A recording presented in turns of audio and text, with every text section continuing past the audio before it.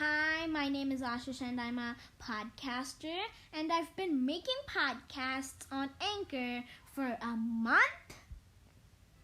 If you haven't heard about Anchor, it's the easiest way to make a podcast. Let me explain. The cool thing about Anchor is it is totally free. There's creation tools that allow you to record and edit your podcast right from your phone or computer. Anchor will distribute your podcast for you so it can be heard on Spotify, Apple Podcasts, and many more podcast directories.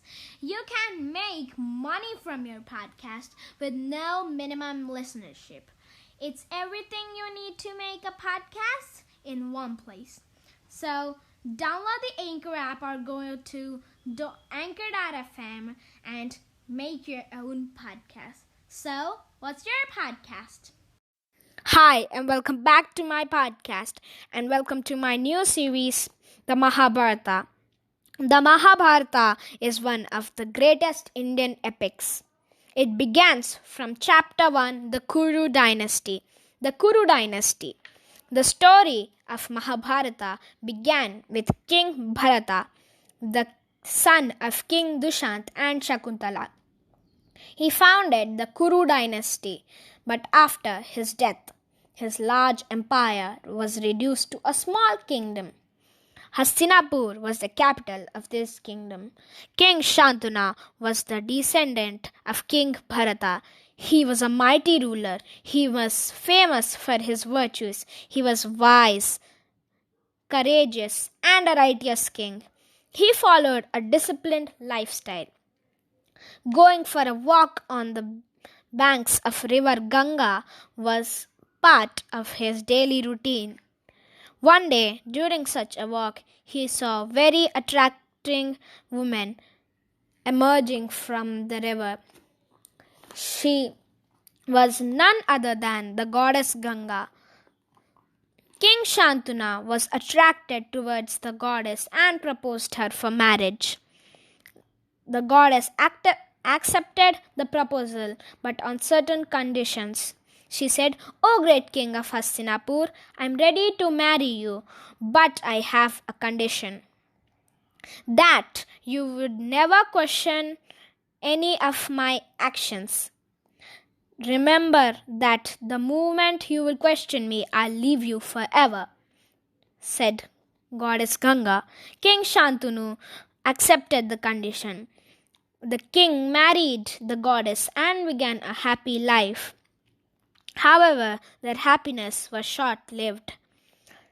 Goddess Ganga gave birth to a son, but she drowned her baby in river Ganga on the day he was born. King Shantanu was shocked to see Ganga's act, but he was bound by her conditions, so he kept quiet. After a few months, goddess Ganga again gave birth to a son, but she repeated her act by drowning this baby in the river too. King was shattered, but he could not question the queen. Queen Ganga gave birth to 5 more sons, but all of the sons were drowned in the river Ganga. When the 8th son was born, like the rest of her sons, she took him to the banks of river Ganga. King Shantanu now lost his patience. He followed Queen Ganga and stopped her when she was about to drown the baby. "Queen Ganga, enough is enough. You have to tell me now that why are you doing this heartless act of drowning my sons? Are you taking any revenge from me?" screamed the king. Hearing the king scream, Queen Ganga smiled and said, "I shall not kill this son of yours, but you have violated your promise. Hence, I can no longer stay with you. Before I leave, I shall answer your question," said Queen Ganga. King Shantanu was hurt and unhappy as he realized that his beloved wife was going to leave him. His wife disclosed that she was the divine river Ganga in form of the human being, sent to carry out a divine work. Curious, the king asked about this divine work given to goddess Ganga. Ganga narrated a story. One sage, Vashishta, got very upset with the Vasus, a group of 8 gods. He cursed them to be born as human beings and live a painful life. Hearing the sage's curse, 7 Vasus apologized immediately and asked for his forgiveness. But the 8th one didn't apologize. The sage changed his curse and said that 7 Vasus who had apologized would be born as human beings, but they would immediately come back to heaven. The sage then said the 8th Vasu who didn't apologize would live a very long life and undergo innumerable sufferings. Queen Ganga further said, the Vasus asked for my help, so I took a human form and married you.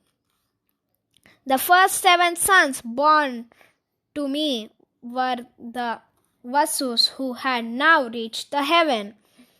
I am taking the 8th one with me. Don't worry, I'll return your son after some years, as he has to live a very long life.